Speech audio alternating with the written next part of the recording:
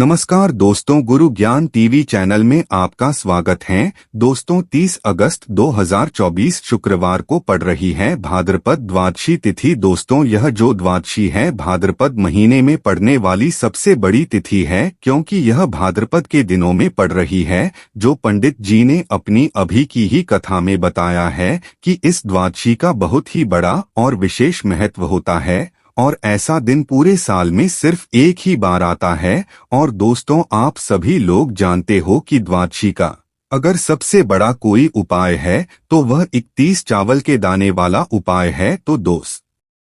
तो इसकी द्वादशी के दिन आप लोगों को इस 31 चावल के दाने वाले उपाय को जरूर करना है। बहुत सारे लोग होंगे जिन लोगों ने इस उपाय को ना किया हो, मतलब पूरा साल निकल गया, उन्होंने किसी भी दिन इस 31 चावल के दाने वाले उपाय को ना किया हो। पर दोस्तों आपके पास एक आखिरी मौका बचा हुआ है जो 30 अगस्त के दिन। तो इस दिन आप लोगों को इस वाले उपाय को जरूर कर लेना है। भले ही आपने पूरे महीने भर इस उपाय को किया हो, पर अगर आपने इस भाद्रपद महीने की द्वादशी के दिन अगर इस वाले उपाय को कर लिया तो आपको इस उपाय को करने का वह फल मिलेगा जिसकी आपने कभी कल्पना भी नहीं करी होगी। इसीलिए आप लोग इस वाले उपाय को एक बार जरूर कर लेना ताकि आप लोगों के हाथ से यह मौका ना जा सके और आपको इस उपाय को करने का फल मिल सके। दोस्तों यह उपाय पंडित जी ने अपनी अभी की ही श्री शिव महापुराण की कथा में बताया है।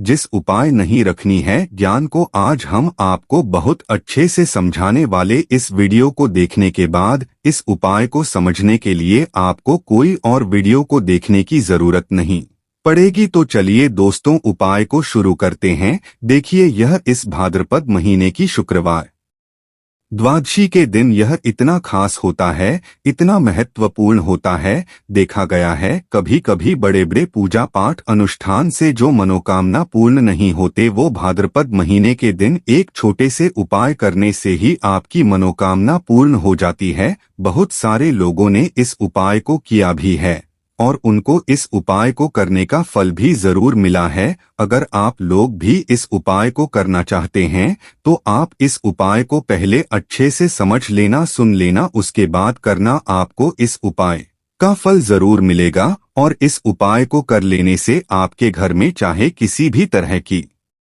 दुख और समस्या क्यों ना चल रही हो, आपको उसका कारण भी नहीं पता है कि दोस्तों यह समस्या किस कारण से चल रही है। उसका कुछ भी कारण हो सकता है, पितृदोष हो सकता है या किसी भी तरह का मंगल दोष भी हो सकता है। तो इस दिन आप लोगों को यह वाला उपाय कर लेना है। यह एक ऐसा उपाय है जिस उपाय को अगर किसी विशेष दिन पर किया जाए तो दोस्तों उस विशेष दिन का जो है वह तो हमें मिलता ही मिलता है, पर हमने उस दिन पर इस उपाय को किया है तो हमें उससे भी बड़ा फल मिलता है और फल बहुत जल्दी मिलता है, क्योंकि आप इस उपाय को बहुत ही बड़े और विशेष दिन पर कर रहे हो। तो चलिए अब उपाय के बारे में बात करते हैं। उससे पहले आप लोगों को यह जानना आवश्यक है कि आखिर यह उपाय किस समय करना है, किसको करना है और कैसे करना है। तो चलिए हम आगे आपको वीडियो में एक एक करके बता देते हैं। लेकिन उससे पहले अगर आप लोग हमारे चैनल पर पहली बार आए हैं या फिर मेरी आवाज पहली बार सुन रहे हैं तो हमारे चैनल को सब्सक्राइब जरूर कर लेना और इस वीडियो को लाइक करके कमेंट बॉक्स में श्री शिवाय नमस्तुभ्यम ओम नमः शिवाय जरूर टाइप कर देना। तो दोस्तों इस 31 चावल के दाने वाले उपाय को हमें इस द्वादशी के दिन कैसे करना है, किसको करना है, किस समय करना है और कहां पर करना है, यह सारे सवालों के जवाब आपको इस वीडियो में मिल जाएंगे। और जो यह वीडियो देखेगा दोस्तों उसको 31 चावल के दाने वाला उपाय जरूर करना चाहिए, क्योंकि इस दिन एक चावल के दाने का भी बहुत ही बड़ा और विशेष महत्व होता है। और जब बात आ जाए 31 चावल के दाने की तो यह सोने पे सुहागा वाली बात हो जाती है और यह एक बहुत ही बड़ा उपाय हो जाता है इस द्वादशी का। तो अब दोस्तों इस 31 चावल के दाने वाले उपाय को आखिर करना किसको है, सबसे पहले हम लोग वह बात जान लेते हैं। तो देखो घर की जो बड़ी माताएं बहनें होती हैं उन माताओं बहनों में से कोई भी एक बड़ी माता बहन इस वाले उपाय को कर सकती है और दोस्तों अगर आप चाहे तो अपने घर में से सभी सदस्यों को भी इस उपाय को करवा सकते हैं। अब किसी व्यक्ति की खुद की कोई मनोकामना है, खुद की कोई दुख और परेशानी है जो कि वह अपने लिए ही करना चाहता है इस वाले उपाय को, तो वह खुद अपने लिए भी कर सकता है। बाकी अगर कोई घर में से ऐसा है जो कि अपने पूरे घर परिवार की सुख और शांति के लिए यह वाला उपाय करना चाहता है तो दोस्तों वह भी कर सकता है, उसमें भी कोई दिक्कत वाली बात नहीं है। अब दोस्तों इस 31 चावल के दाने वाले उपाय को हमें करना कहाँ पर है? हमें इसे शिव जी के मंदिर में जाकर करना है। बहुत सारे लोग प्रश्न करते हैं हर एक उपाय को करते समय क्या हम इस उपाय को घर पर कर सकते हैं? तो इस वाले उपाय को आप घर पर भी कर सकते हो। इस वाले उपाय को करने के लिए आपको शिव जी के मंदिर में ही जाना पड़ेगा। उसके बाद में दोस्तों जो अगला प्रश्न निकल कर आता है वह यह आता है इस उपाय को लेकर कि आखिर इस उपाय को हमें किस समय करना है, सुबह के समय करना है कि शाम के समय करना है? तो देखो इस वाले उपाय को आप लोग सुबह के समय भी कर सकते हो और शाम के समय प्रदोष काल में भी कर सकते हो। अब अगर आप पूछो कि दोस्तों सबसे उत्तम समय कौन सा रहेगा इस 31 चावल के दाने वाले उपाय को करने का, तो हम आपसे बस यही कहेंगे कि इस उपाय को आप सुबह के समय करेंगे तो ज्यादा बेहतर होगा। बाकी अगर प्रदोष काल शाम के समय भी करेंगे तो भी अच्छा होगा, उसमें कोई भी दिक्कत वाली बात नहीं है। इस 31 चावल के दानों को हमें लेना कहाँ से होता है और हमें इस उपाय को करने के साथ में क्या और कुछ भी सामग्री ऐसी होती है जो शिव जी के मंदिर लेकर जाना पड़ सकता है? तो देखो यहाँ पर हम आपको बता दें, सबसे पहले आप लोग यह जान लो कि यह जो 31 चावल के दाने वाला उपाय है सिर्फ और सिर्फ की सामग्री लेकर कभी भी शिव जी के मंदिर मत जाना, क्योंकि हमें भगवान के सामने यह नहीं दर्शाता है कि अगर हम भगवान शिव जी के मंदिर आए हैं तो अपने फायदे के लिए आए हैं। तो इसलिए जो भी पूजन सामग्री है, उपाय सामग्री है, 31 चावल के दाने, इसके साथ में आपको पूजन सामग्री भी जरूर लेकर जाना है।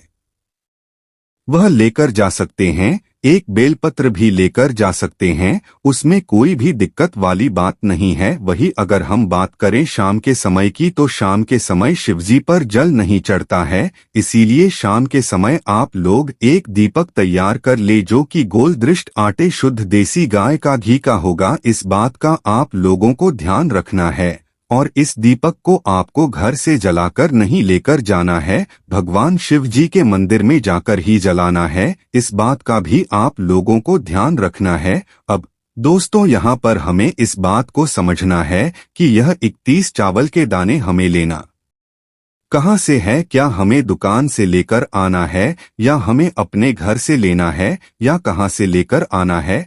और कौन से चावल लेना है? एक मुट्ठी चावल अलग से निकाल कर रख लेना, क्योंकि हम 31 चावल ही यहाँ पर इस उपाय में लेने वाले हैं, तो हमें यह चावल के दाने गिन कर सकते 6 निकालने पर दे देंगे। इस बात का आप लोगों को ध्यान रखना है। तो अपने उस चावल की कटोरी में से या चावल में मसे एक ऐसे चावल के दाने आप लोग निकाल लो जो कि टूटे हुए ना हो, कटे पिटे ना हो, जिनमें कोई दाग ना लगा हुआ हो। अच्छे साबुत चावल के दाने 31 दाने आप लोग निकाल कर रख लो और इन्हें किसी भी एक कागज की पढ़िया में या किसी एक छोटी सी कटोरी में आप लोग रख लो, ताकि यह सुरक्षित रहे, आपके एक भी चावल का दाना इधर उधर ना हो और आपका उपाय भी पूरा अच्छे से हो जाए। तो दोस्तों जैसे ही आपका उपाय की जो सामग्री है 31 के दाने यह तैयार हो जाते हैं, उसके बाद मैं आपको जो भी अपनी पूजन सामग्री है सुबह के समय कर रहे हो तो एक लोटा जल और एक बेलपत्र या पूजन सामग्री जो लेकर जाना चाहो उसकी भी तैयारी कर लेना।